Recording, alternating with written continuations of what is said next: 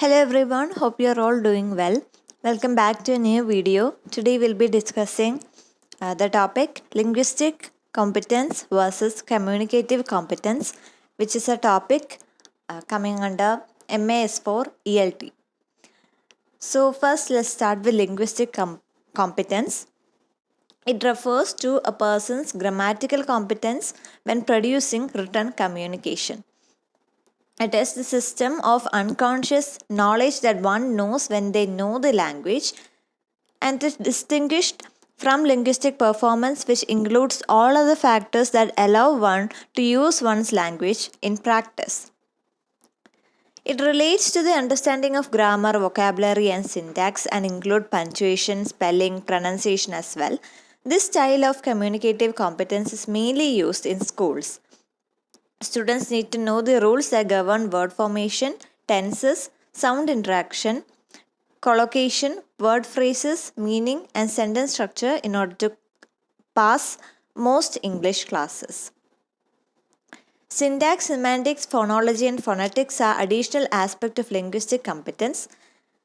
To construct grammatically correct sentences, people need to have at least a low-level mastery of each of these aspects. അപ്പോൾ linguistic competence എന്ന് പേര് പറയുന്ന പോലെ linguistics is always related to language.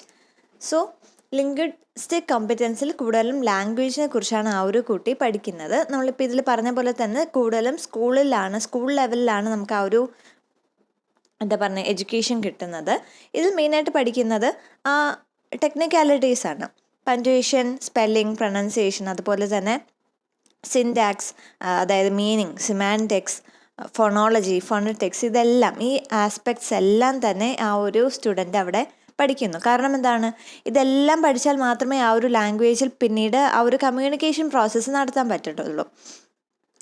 അപ്പോൾ നമ്മൾ ആ ഒരു ലാംഗ്വേജിൽ ടെക്നിക്കാലിറ്റീസ് എല്ലാം പഠിച്ചതിന് ശേഷം പിന്നീട് ആ ലാംഗ്വേജ് ഉപയോഗിക്കുന്ന സമയത്ത് നമ്മളുടെ ഒരു അൺകോൺഷ്യസ് ആയിട്ടുള്ളൊരു നോളേജ് നമ്മുടെ ഉള്ളിൽ കാണും.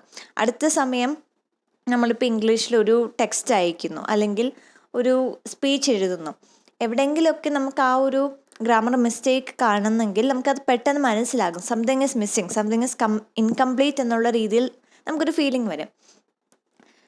പിന്നീടായിരിക്കും നമ്മൾ അതിനെക്കുറിച്ച് എവിടെയാണ് മിസ്റ്റേക്ക്, എന്തെങ്കിലും എറർ ഉണ്ടെങ്കിൽ അത് എന്താണെന്നത് വായിച്ച് നോക്കി നമ്മുടെ ആ ഒരു നോളേജ് വെച്ച് നമുക്ക് ആ ഒരു ഗ്രാമർ മിസ്റ്റേക്ക് കറക്റ്റ് ചെയ്യാനും പറ്റുന്നത്.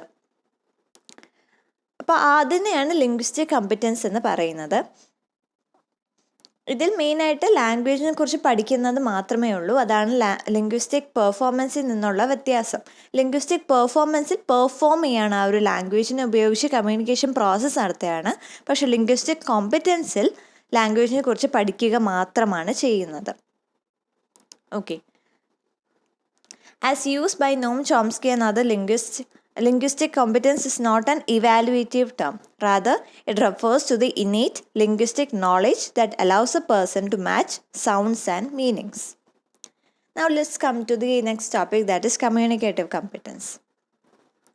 Communicative competence is the capacity to utilize language in a grammatically correct way in different and appropriate social settings.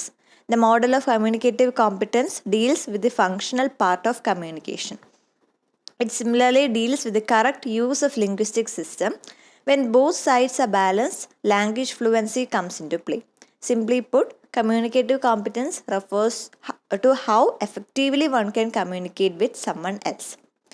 Communicative competence ശരിക്കും ലിംഗ്വിസ്റ്റിക് കോമ്പറ്റൻസിൻ്റെ ഒരു ലാക്കായിട്ടാണ് അല്ലെങ്കിൽ ഒരു ഇൻഅഡ്ക്വസി ആയിട്ടാണ് വരുന്നത്. കാരണം ലിംഗ്വിസ്റ്റിക് കോമ്പറ്റൻസിൽ ലാംഗ്വേജിനെ കുറിച്ച് പഠിക്കുക മാത്രമാണ് ചെയ്യുന്നത്, നമ്മളത് പ്രാക്ടിക്കലായിട്ട് ചെയ്യുന്നില്ല.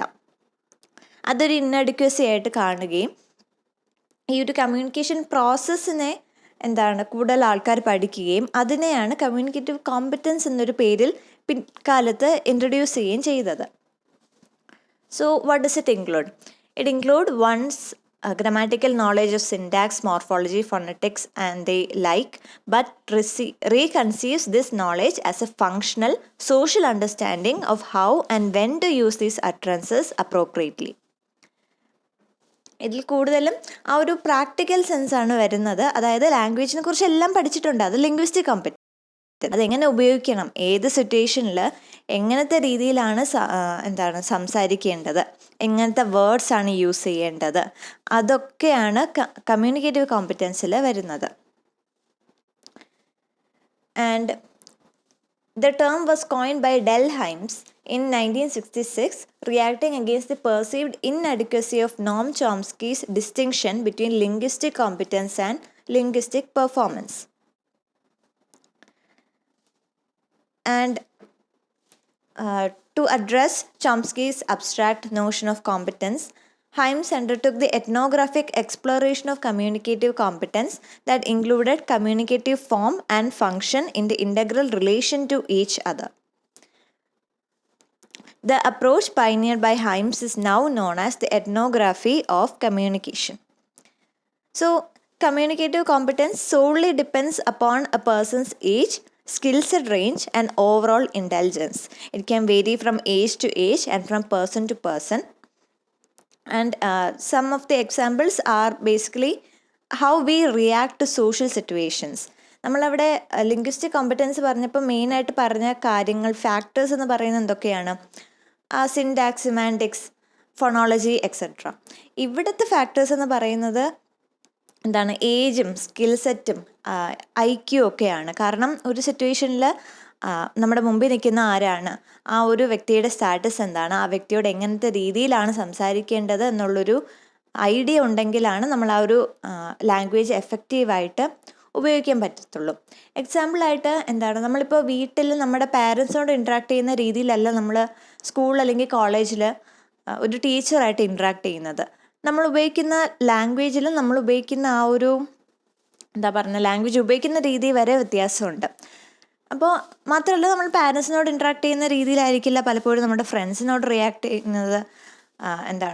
നമ്മുടെ കസിൻസിനോട് ഇൻട്രാക്ട് ചെയ്യുന്ന രീതിയിലല്ല നമ്മൾ ടീച്ചേഴ്സിനോട് ഇൻട്രാക്ട് ചെയ്യുന്നത്. സോ ഓരോ സോഷ്യൽ സിറ്റുവേഷൻ എടുക്കുമ്പോഴും നമുക്ക് ആ ഒരു ആളെ അവിടുത്തെ ഒരു കോണ്ടെക്സ്റ്റും വെച്ചിട്ട് നമ്മൾ നമ്മുടെ ലാംഗ്വേജ് എഫക്റ്റീവായിട്ട് യൂസ് ചെയ്യുന്നു. നമുക്ക് പറയേണ്ട മെസ്സേജ്, നമുക്ക് കമ്മ്യൂണിക്കേറ്റ് ചെയ്യേണ്ട മെസ്സേജ് നമ്മൾ എഫക്റ്റീവായിട്ട് കമ്മ്യൂണിക്കേറ്റ് ചെയ്യാൻ ശ്രമിക്കുന്നു. ഇതാണ് കമ്മ്യൂണിക്കേഷൻ കോമ്പറ്റൻസ്. ഇത് രണ്ടും തമ്മിലുള്ള വ്യത്യാസം ഇത് മാത്രമേ ഉള്ളൂ. ലിംഗ്വിസ്റ്റിക് കോമ്പറ്റൻസിൽ ലാംഗ്വേജ് ആണ് ഫോക്കസ് ചെയ്യുന്നത്, ലാംഗ്വേജിനെ കുറിച്ച് പഠിക്കുക മാത്രമാണ് ചെയ്യുന്നത്. കമ്മ്യൂണിക്കേറ്റീവ് കോമ്പറ്റൻസിൽ ഈ പഠിച്ചു വെച്ചിരിക്കുന്ന ലാംഗ്വേജ്, ആ ഒരു ലാംഗ്വേജ് ഉപയോഗിച്ച് ഒരു മെസ്സേജ് എങ്ങനെ എഫക്റ്റീവായി കമ്മ്യൂണിക്കേറ്റ് ചെയ്യാൻ പറ്റും എന്നുള്ള രീതിയിൽ കമ്മ്യൂണിക്കേറ്റീവ് കോമ്പറ്റൻസിൽ വരുന്നു.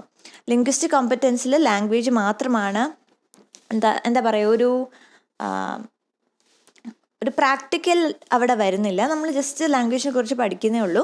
പക്ഷെ കമ്മ്യൂണിക്കേറ്റീവ് കോമ്പറ്റൻസിൽ പ്രാക്ടിക്കാലിറ്റിയാണ് കൂടുതലും ഫോക്കസ് ചെയ്യുന്നത്. നമ്മൾ സംസാരിച്ചാണ് ആ ഒരു കമ്മ്യൂണിക്കേറ്റീവ് കോമ്പറ്റൻസ് നമുക്ക് കിട്ടുന്നത്. And this is the main difference between the two terms. And the person associated with communicative competence is Del Hymes. So this is some of the major points of the two terms. I hope this was clear. If you have anything more to add, please do so in the comment section, and I'll see you in the next video. Till then, take care. Thank you.